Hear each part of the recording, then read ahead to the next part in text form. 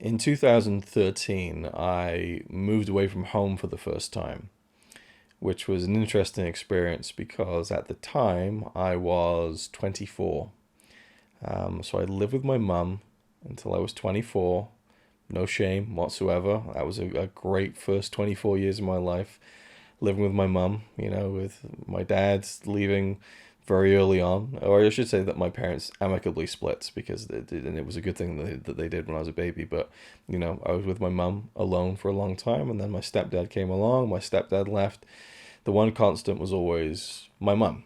And 2013, I moved away from home for the first time, but it wasn't just moving to another place in my hometown. It was moving to another country. It was moving to Norway with Connie. So it was an incredibly difficult experience for me. I still remember my dad driving me away, and I was really rattled emotionally, like really upset about it. But the one saving grace was technology, Skype, and I was able to kind of talk to my mum a lot on the phone, which was really helped me in those first few weeks in Norway.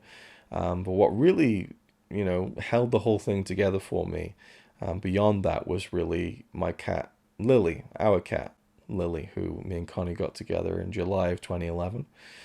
So by this point, she was a couple of years old, and we were going to take her with us to Norway.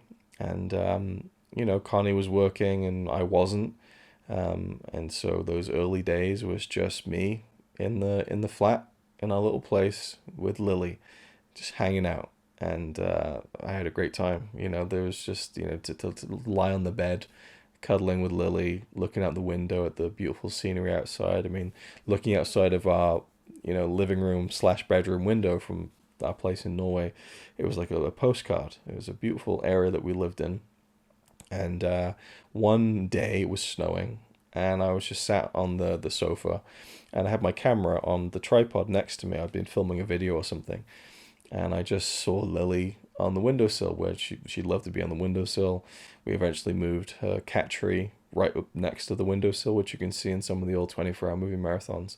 And it was just a really nicely framed image of just Lily sat there chilling out with the snow falling behind her. So I just grabbed my camera and turned it on.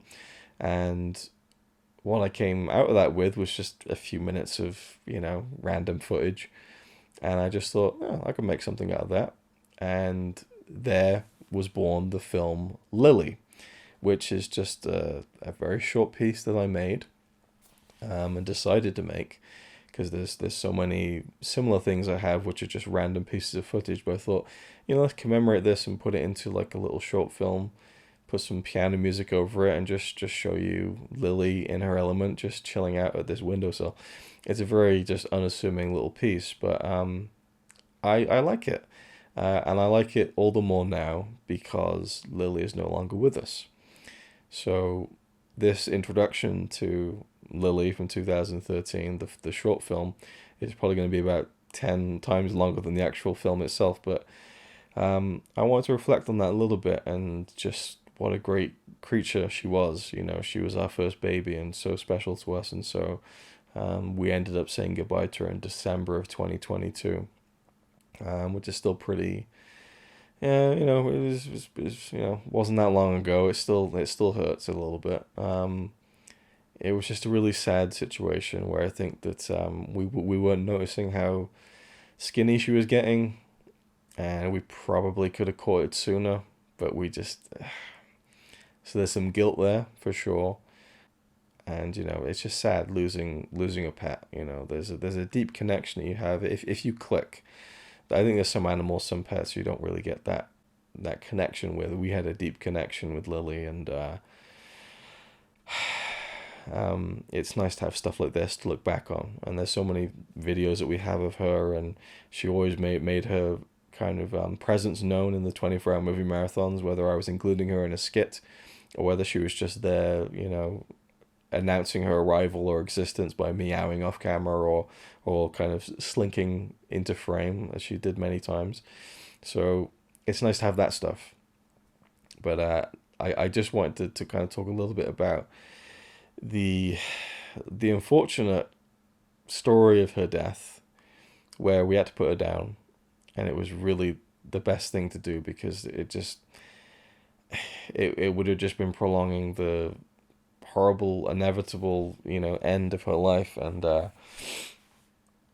I end up just feeling grateful for it because we were away at the time. We went to Norway, and my mum was at the house, kind of, checking in on her every day.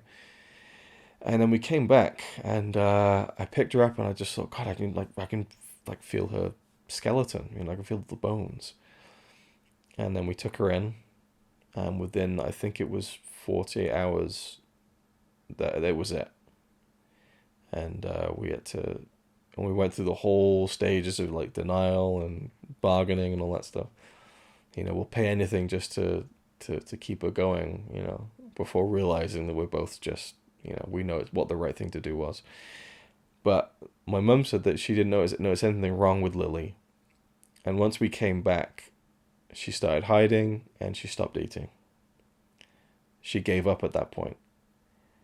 And to me, it really felt like Lily was waiting for us to come back. I don't know. Not that she had a concept of saying goodbye, but I think that she was waiting for us before she decided to give up. And so the day of, I'll never forget, top of the stairs, I just went up there and sat with her for 5-10 minutes.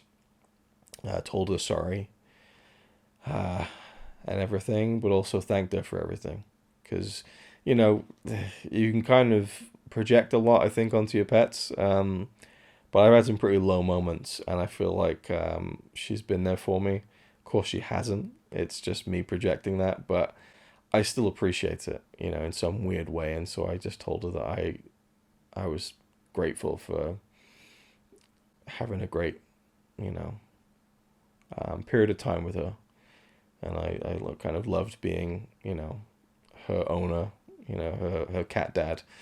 And it was just, I hasten to use the word nice, but I appreciate having that moment to say goodbye, and that she held on for us, So Lily, this short film, is something that just is exponentially grown in my mind as like this fond little piece of video, So it's something to look back on. My only kind of annoyance with this is that I don't have the original file anywhere. I'm still hunting for it, but I think I downloaded this from my Vimeo page or something. But yeah, enjoy. I don't think I've posted it on YouTube before, but it's it's a nothing short film. But I wanted to talk about Lily, and she was the Terminator. We called her the Terminator because she had an accident about halfway through our 5 years in Norway. She climbed into the landlord's car early in the morning and got stuck in the.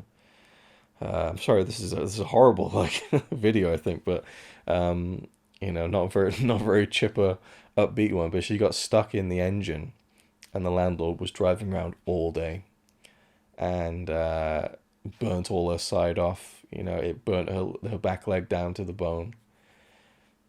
Thought, well, fuck, that's it. She made it. She survived it, and she recovered, and was the Terminator. Unflappable in a way. And invincible, we thought, until sadly she wasn't. But so full of character, so full of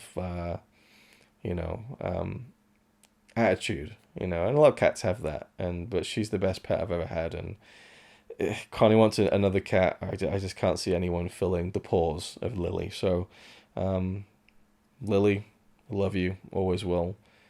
Amazing cat. Amazing creature. So glad to have known her and been around her for so long. But here's the short film, Lily.